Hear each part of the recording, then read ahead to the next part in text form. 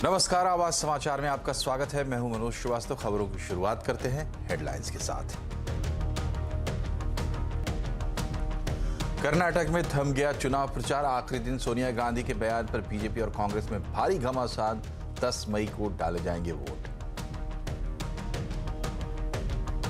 आनंद मोहन की जेल से रिहाई पर बिहार सरकार को सुप्रीम कोर्ट का नोटिस। 2 हफ्ते के अंदर मांगा जवाब।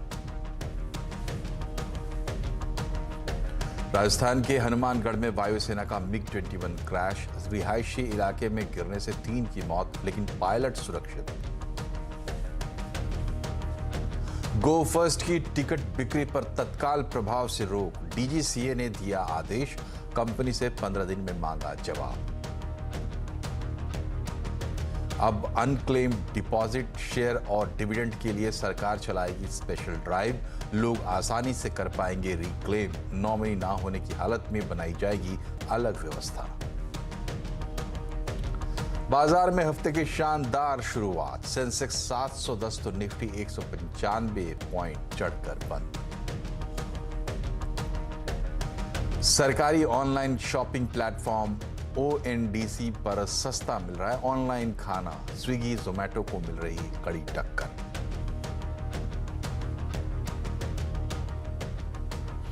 सबसे पहले बात कर्नाटक के चुनावी दंगल की।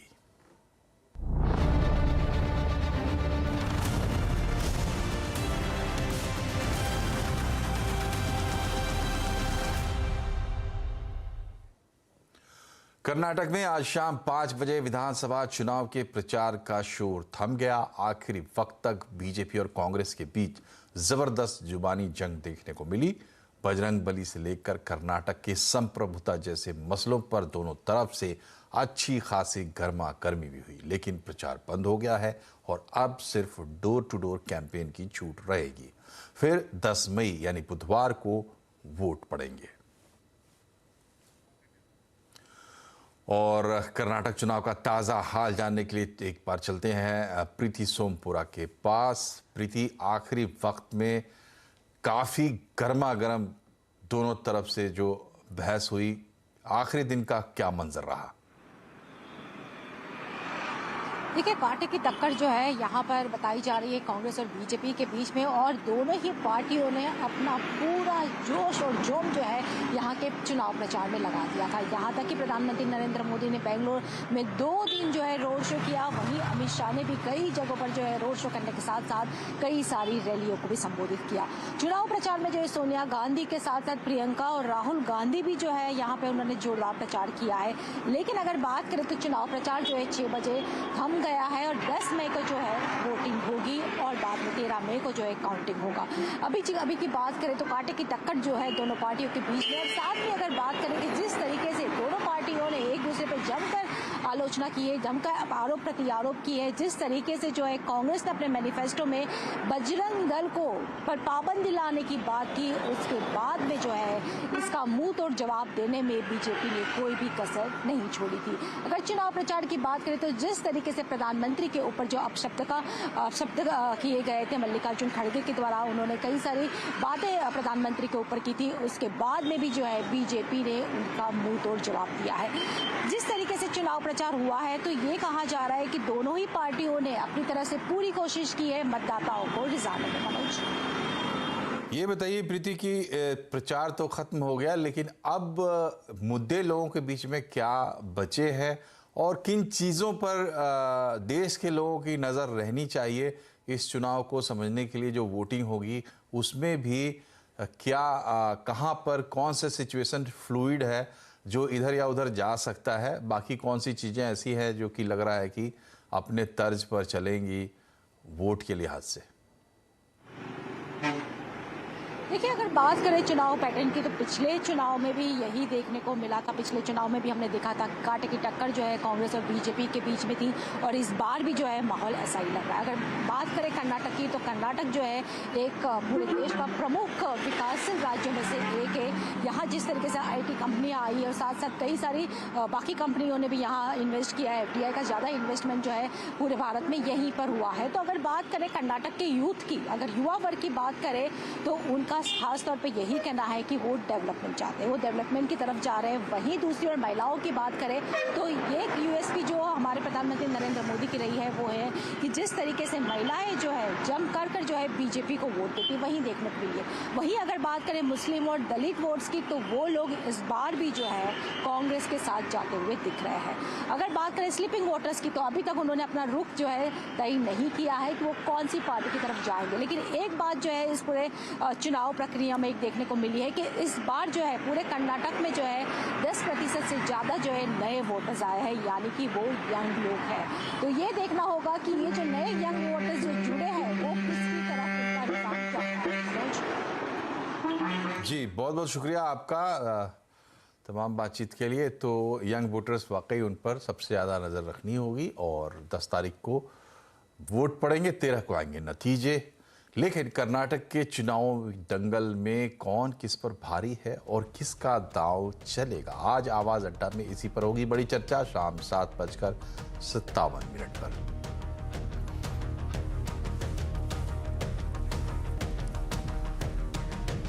राजस्थान के मुख्यमंत्री अशोक गहलोत ने एक बयान देकर खलबली मचा दी है। उन्होंने सचिन पायलट गुट के विधायकों पर बीजेपी से करोड़ों रुपए लेने की बात सार्वजनिक तौर पर कही है और इस बीच पूर्व मुख्यमंत्री वसुंधरा राजे को भी इसमें घसीट लिया। उन्होंने कहा कि 2020 में बीजेपी ने उनकी सरकार गिराने की कोशिश की थी, लेकिन वसुंधरा राजे की मदद से वो अपनी सरकार बचाने में कामयाब रहे।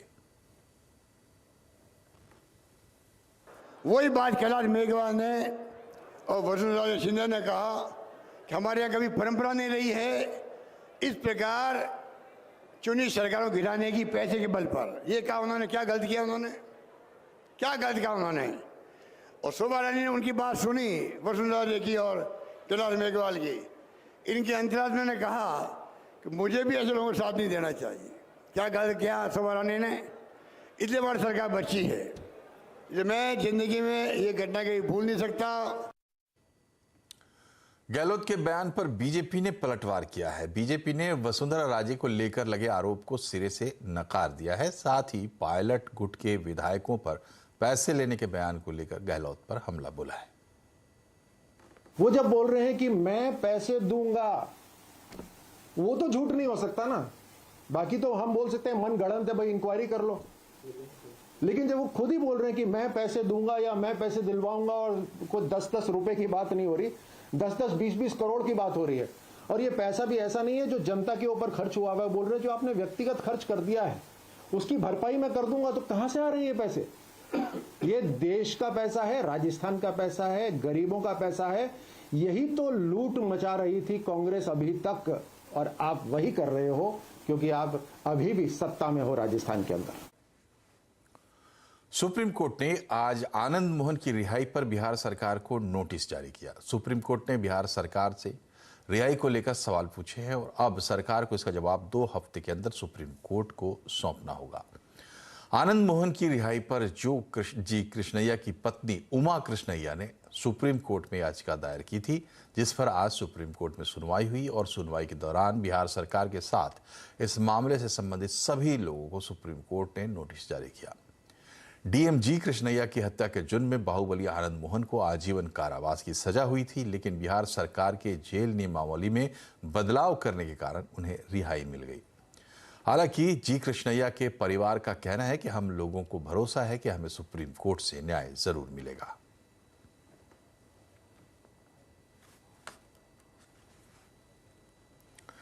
जंतर मंतर पर प्रदर्शन कर रहे पहलवानों को अब खाप पंचायतों और किसान संगठनों का पूरा समर्थन मिल रहा है। यही नहीं, हरियाणा में बीजेपी के कई नेताओं ने भी पहलवानों का समर्थन कर दिया है। हिसार की एक खाप पंचायत की सभा में पूर्व केंद्रीय मंत्री और बीजेपी नेता बीरेंद्र ने आरोपों को गंभीर बताया। वहीं हरियाणा के गृह मंत्री अनिल विज ने भी कहा है कि वो खिलाड़ियों के समर्थन में है। वहीं हरियाणा में कांग्रेस समेत विपक्षी दलों के नेता भी पहलवानों के समर्थन में आ गए हैं। हरियाणा के ग्रामीण इलाकों में ये एक भावनात्मक मुद्दा बनता जा रहा है। जिंद, अंबाला, हिसार और कैथल समेत कई जगहों में कैंडल मार्च भी निकाले गए। पहलवानों के समर्थन में जंतर मंतर पहुंचे अलग अलग किसान संगठनों के लोग अब वहां पहुंचने लगे हैं और भारतीय किसान संघ के लोगों की पुलिस के साथ हल्की झड़प भी हुई। प्रदर्शन कर रहे पहलवान भारतीय कुश्ती संघ के अध्यक्ष ब्रजभूषण शरण सिंह की गिरफ्तारी की मांग कर रहे हैं। अब सरकार अनक्लेम्ड डिपॉजिट, शेयर और डिविडेंड के निपटारे के लिए चलाएगी स्पेशल ड्राइव। साथ ही टाइम बाउंड मैनर में इसका निपटारा किया जा सके, इसका प्रबंध किया जाएगा। इसके साथ ही यूनिफॉर्म केवाईसी के लिए भी एक कमेटी बनाई जाएगी। वित्त मंत्री ने सभी रेगुलेटर्स को एफएसडीसी की बैठक के दौरान ये निर्देश दिए। It was also noted that cyber security, as the economy and the different, especially the financial sector, is becoming more digitalized, a much higher level of preparedness is needed for cyber security of all regulated entities. That unclaimed deposits and shares and dividends which are lying in the pool, there should be a drive should be taken by the concerned regulator. Now we have few cases wherein, or several cases wherein the nominee details are available but nominees have not come forward. Perhaps they themselves are not aware. The council discussed that in what manner the KYC process has to be simplified and it has to be streamlined for the needs of the digital India. और FSDC की बैठक पर detail लेते हैं हमारे संवाददाता आलोक प्रियदर्शी से। बताएं आलोक, क्या क्या खास हुआ बैठक में? बिल्कुल, देखिए, जो इस बैठक में जो सबसे स्पष्ट निर्देश वित्त मंत्री के तमाम रेगुलेटर्स को था, वो था कि जो unclaimed deposit, shares, dividend, insurance, mutual fund जो सरकारी पूल में पड़े हुए हैं, बैंकों के पास पड़े हुए हैं, उसके निपटारे के लिए क्या किया जाना चाहिए। उसके लिए वित्त मंत्री ने निर्देश दिया है कि एक स्पेशल ड्राइव चलाया जाना चाहिए, जहां पर जो अनक्लेम्ड डिपॉजिट के नॉमिनीज या लीगल हेयर्स के नाम पते सरकार को तो मौजूद हैं, लेकिन उनको मौजूद नहीं है ताकि वो क्लेम कर सके। तो ऐसे केसेस के लिए स्पेशल ड्राइव चलाया जाएगा। दूसरे केसेस वो हैं जहां पर जो उनके लीगल हेयर्स या नॉमिनीज हैं उनको पता ही नहीं है, तो ऐसे केसेस के लिए भी सरकार को एक मैकेनिज्म, एक व्यवस्था बनानी चाहिए ताकि जो उनके लीगल हेयर्स या नॉमिनीज हैं वो इन डिपॉजिट्स को रिक्लेम कर सकें। मैं बता दूं कि कुल बैंक में ही करीब 30,000 करोड़ रुपए का अनक्लेम डिपॉजिट पड़ा हुआ है, तो ये एक बड़ा मुद्दा है। सरकार इससे निपटने की कोशिश कर रही है। इसके अलावा इस बैठक में जो यूनिफॉर्म केवाईसी का मुद्दा था, उस पर भी सभी रेगुलेटर से बातचीत की गई कि इसका जल्द से जल्द समाधान निकाला जाए। और बजट में चूंकि ऐलान हुआ था, इसके लिए आरबीआई के डिप्टी गवर्नर की अध्यक्षता में एक कमेटी बनाई गई है जो सभी रेगुलेटर से मिलजुल कर जो डिजिटल इंडिया का कॉन्सेप्ट है यूनिफॉर्म केवाईसी को लेकर, उसके लिए काम कर सके। इसके अलावा इस बैठक में जो इकोनॉमी के सामने बड़े बड़े चैलेंजेस हैं, चाहे वो साइबर सिक्योरिटी के जरिए आ रहे हों या फिर जो ग्लोबल इकोनॉमी में टर्बुलेंस है उसको लेकर आ रहे हैं, इन सभी से निपटने के लिए सरकार ने कहा है कि जो अर्ली वार्निंग इंडिकेटर्स हैं उसको काफी ध्यान में रखें और उसके आधार पर जो आगे की तैयारी करें। तो ये कुल मिला के काफी सारे बड़े इश्यूज इस एफएसडीसी की मीटिंग में डिस्कस हुए हैं और इसे लेकर तमाम जितने भी रेगुलेटर हैं, आरबीआई, पीएफआरडीए, आईआरडीए, सभी को स्पष्ट निर्देश वित्त मंत्री ने जारी किए हैं। बहुत बहुत शुक्रिया आलोक आपका। और अब बात करते हैं बाजार की। हफ्ते की शानदार शुरुआत के साथ बाजार बढ़त पर बंद हुआ। सेंसेक्स 710 अंक चढ़कर 61,764 पर बंद हुआ। निफ्टी 195 अंक चढ़कर 18,264 पर बंद हुआ। ऑटो, मेटल, एफएमसीजी शेयरों में खरीदारी रही। बैंकिंग, रियल्टी शेयरों में सबसे ज्यादा बढ़त देखी गई। और मार्केट का डिटेल लेते हैं यतीन मोता से। बताएं यतीन, सबसे पहले कि आज क्या खास बातें रही बाजार में? तो आज अगर हम मंडे की बात करें तो मोमेंटम मंडे था। निफ्टी में पूरे 200 पॉइंट का गेन आज आपने देखा। और अगर हम ओवरऑल बेसिस पे सेक्टर्स की बात करें तो बहुत ज़बरदस्त तरीके से आज फाइनेंशियल सर्विसेज यानी प्राइवेट सेक्टर की बैंक्स में ज़बरदस्त तेजी थी। ऑटोज शेयर्स में काफ़ी बाइंग आपको देखने को मिली। इनफैक्ट जो फ्राइडे को एचडीएफसी ट्विंस ने नुकसान किया मार्केट का, उसकी भरपाई भी आज एचडीएफसी ट्विंस ने की। बजाज फाइनेंस, रिलायंस इंडस्ट्रीज और आईसीआईसीआई बैंक जैसे हेवी वेट्स में आपको खरीदारी दिखी। और मिड कैप्स में भी बाइंग थी, जिसके कारण बाजार का एडवांस डिक्लाइन रेशियो लगभग 3:2 था, यानी 3 बढ़ने वाले शेयरों के सामने केवल 2 ही गिरने वाले शेयर। तो ये बताइए कि गिरने वाले और चढ़ने वालों में टॉप लूजर्स, टॉप गेनर्स कौन रहे? तो अगर हम निफ्टी की बात करें तो निफ्टी के टॉप गेनर्स में आपको ऑब्वियसली एचडीएफसी बैंक दिखेगा, रिलायंस इंडस्ट्रीज दिखेगा। और ये 2 दिग्गज के बलबूते पे आज बाजार में इतनी जबरदस्त रैली आई। इनफैक्ट अगर हम इंडसइंड बैंक की भी बात करें, टाटा मोटर्स की बात करें, तो यहाँ भी आपने लगभग 5% का गेन देखा और ऑब्वियसली बजाज ट्विंस तो आज रैली में शामिल थे ही। लूजिंग साइड पे आईटीसी, एलएनटी जैसे स्टॉक्स में थोड़ा बहुत दबाव था। एलएनटी के आज रिजल्ट्स आएंगे और रिजल्ट्स के पहले थोड़ी बहुत दबाव की यहाँ आपको चाल दिखी। कोल इंडिया खराब नतीजों के बाद और अदानी एंटरप्राइजेस में भी आपको थोड़ा बहुत 2% जितना डाउनटिक दिखा। अगर हम गेनर्स की बात करें तो मैरिको जबरदस्त रिजल्ट्स के बाद स्टॉक में 8% की तेजी बनी। डिलीवरी, पेटीएम जैसी न्यू एज कंपनीज में 5% की तेजी और लॉरस लैब्स में भी आज आपने वायदे बाजार में अच्छा खासा कारोबार होते हुए देखा। मिड कैप लूजर्स की बात करें तो यहाँ सरकारी बैंक थी क्योंकि नतीजे उम्मीद से थोड़े कम आए और इसीलिए शायद आपको दिखेगा Bank of India, Indian Bank, UCO Bank, Union Bank, इन सभी सरकारी कंपनी पर थोड़ा बहुत दबाव था। 3 से 5% के बीच में वो नीचे थे और मदरसन सुमी वायरिंग में भी थोड़ा बहुत दबाव का माहौल रहा। शुक्रिया यतिन।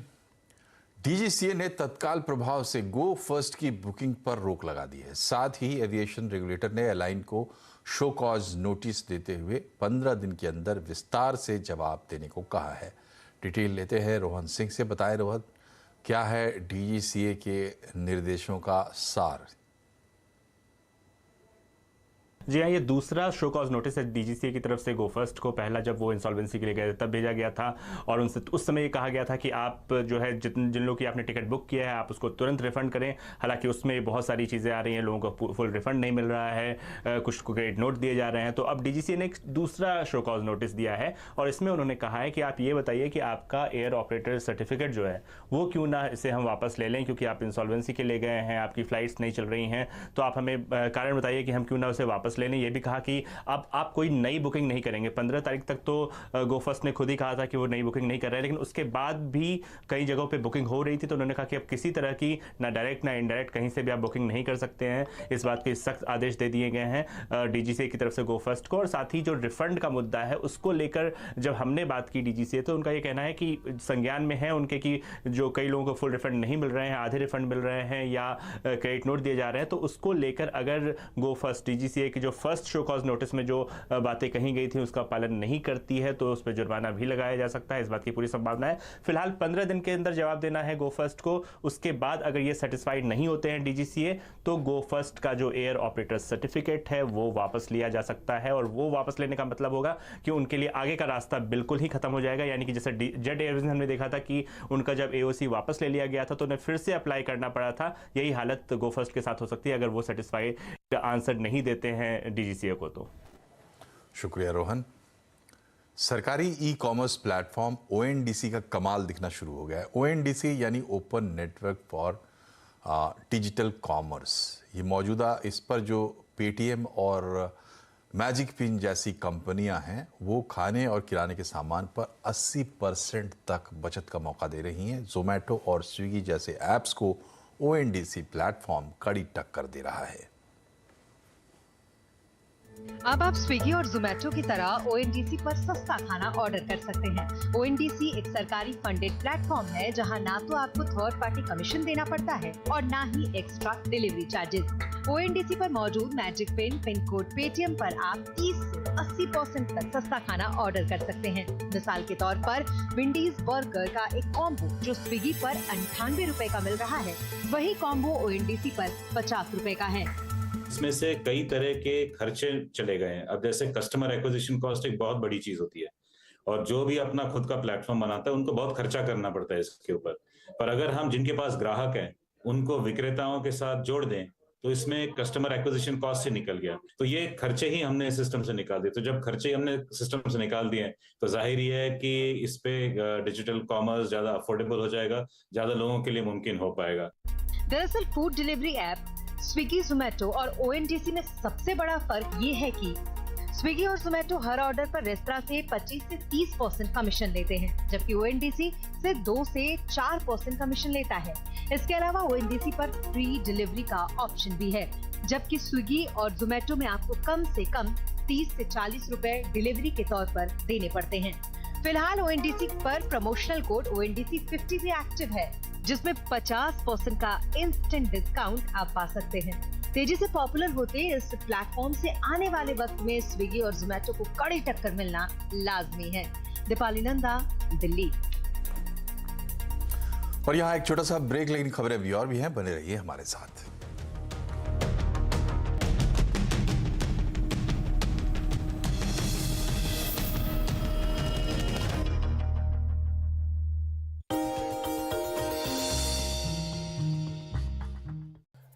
आज हम बातचीत करने वाले हैं होटल अशोका के बारे में। दरअसल ये आईटीडीसी मैनेज्ड होटल, जिसके बारे में आपने कई बारी चर्चाएं सुनी होंगी, खासतौर से इसके विनिवेश को लेकर या मोनेटाइजेशन को लेकर। लेकिन कुछ इंटरेस्टिंग फैक्ट की अगर बात की जाए तो दरअसल इस होटल का नाम जो है वो अशोका द ग्रेट के नाम पर रखा गया था, इसलिए द अशोका पहले इसका नाम था, बाद में अशोक कर दिया गया। दरअसल कई साल पहले जब यूनेस्को की इवेंट में पंडित जवाहरलाल नेहरू साहब गए थे, तब उनको लगा था कि इंडिया को भी एक मार्क बनाना चाहिए, और उसी के ही अगले यूनेस्को मीटिंग से पहले उन्होंने सोचा कि भारत को भी एक बढ़िया 5 स्टार वो ज़रूर वहाँ पर जहाँ पर मीटिंग हो पाए इस तरह की एक जगह बना कर देंगे। तो तब उन्होंने इस तरह का डिसीज़न लिया और उसके साथ ही अशोका होटल की स्थापना की, ऊपर कामकाज करना शुरू हुए। लेकिन उस समय पर तो इतनी एमिनिटीज़ नहीं थी, लेकिन विद टाइम इसको डेवलप किया गया और अगली यूनेस्को की बैठक से पहले इसको रेडी भी कर दिया गया। साथ ही साथ ये